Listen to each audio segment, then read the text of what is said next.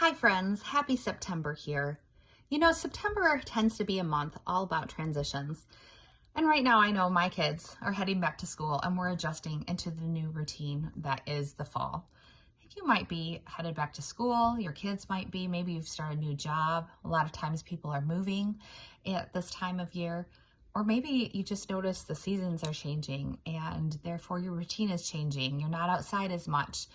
And we look at these times and recognize the beauty that's in the time of transition. It doesn't always have to be a fearful time or a frustrating time or a crazy time.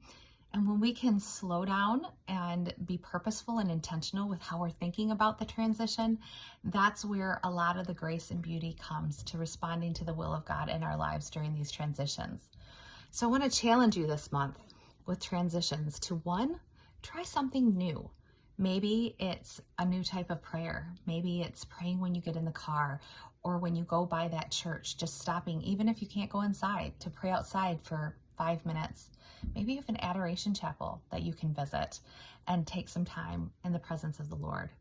Maybe it's starting to listen to a new podcast or say a decade of the rosary, something small, something that you've wanted to do, something that can be intentional as you move through this time of transition and building some new habits. And then the second thing is give yourself grace in trying something new. Maybe you need to tweak that. Maybe you're like, nah, the whole rosary was a bit much to start this month, but I'll start with a decade and next month I'll add another one. Or maybe you find out that you need a different space for prayer.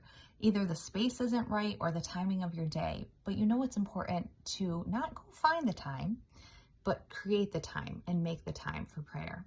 So give yourself grace in the midst of transitions as you adapt to a new schedule and also as you try to add something new to your life that you've been wanting to do. And then ask for the grace of the Holy Spirit to be with you in it. I will be praying for you this September. Thanks, everyone.